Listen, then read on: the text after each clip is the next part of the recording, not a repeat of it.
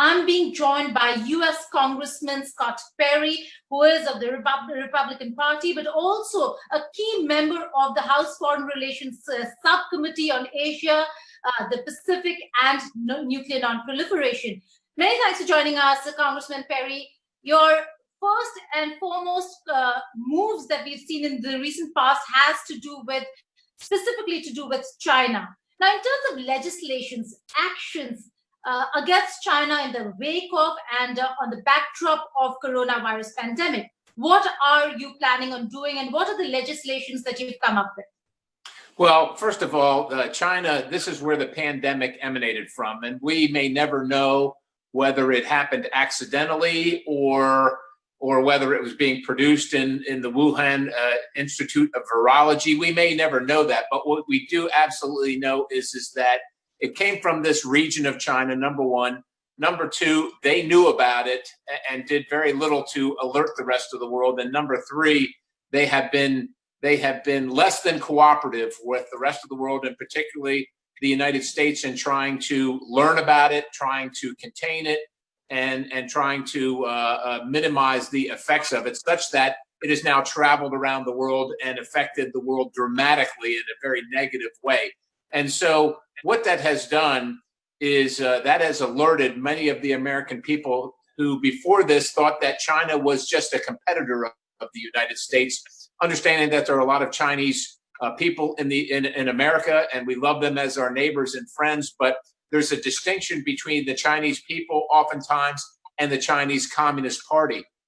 And what Americans are waking up to now is that the Chinese Communist Party is an adversary of the United States and quite literally of the free world. And so our legislation kind of gets to that point, the fact that China is now they are not honoring their agreement in Hong Kong.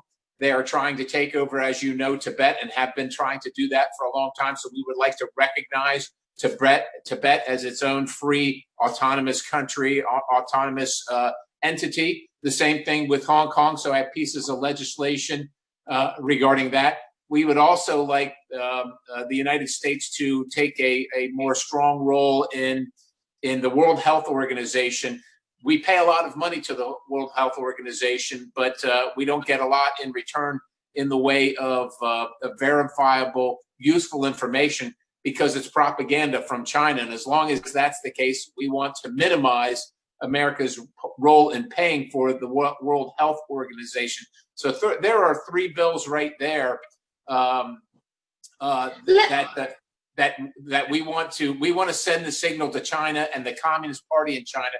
Either change your ways, or things are going to change dramatically with your relationship with the United States and with the rest of the free world. Well, let's just take one legislation at one time. Let's start and begin with the most important one, to do with coronavirus and the role of the World Health Organization. What is it that you're looking at in that bill, and what is the kind of action that you expect your own administration to carry out against either China or the World Health Organization? First of all, we would stop funding. We would suspend all funds to the World Health Organizations until they change the leadership, especially at the top. As you know, the leader of the World Health Organization has been a mouthpiece for China, parroting their communist propaganda and minimizing their role in the spread of the coronavirus around the world. This is simply unacceptable. And so we're demanding changes not only in the leadership, the physical, literal people leading the World Health Organization, but also in process. We want to see a more legitimate rollout of the World Health Organization that reflects the reality of the circumstance, not just what China would like people to believe. And until such time, our bill says that no more U.S. funding, no U.S. tax dollars go to the World Health Organization until that happens. Well, Congressman Perry, there's a 30-day notice that President Trump has put WHO on. Are we looking at strengthening the probe that Dr. Tedros has ordered, looking at some action on that front, or is it Dr. Tedros has to step down, else there is going to be no funding? Dr. Tedros has to leave. He's just been compromised. It is clear, and we just have to move on. So that's a minimum standard. And of course, this legislation would codify in law what President Trump has already done. So he can take executive action as the executive in America, and that's fine. But we want to say that the United States Congress and the American people stand in solidarity with the president and his actions, and that's what this legislation does. So it essentially puts into law what the president has already put in place himself, but it puts it into law so that we're all operating on the same page. We're all operating in solidarity as Americans. Right. The legislation that you have come up with on Tibet. Now, that's a very interesting one. It's a masterstroke in many ways than one, because the most sensitive issues for China is to do with territory. In that, yes. You've come out with asking the US to recognize Tibet as an independent state. But we're also given to understand that your bill calls it Tibet Autonomous Region, something that the government in exile, the Tibetan government in exile over here, might not accept. Are you looking at changing that one? And then let's talk about the bill.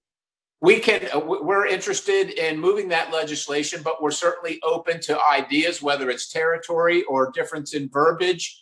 But it has long been my opinion that the United States should recognize the Tibetan government in exile, and that we should have a mission. We should have a diplomatic mission in Lhasa to let the Chinese Communist government know that we do not accept their simply assimilating the Tibetan culture and the Tibetan territory into China. That is not acceptable.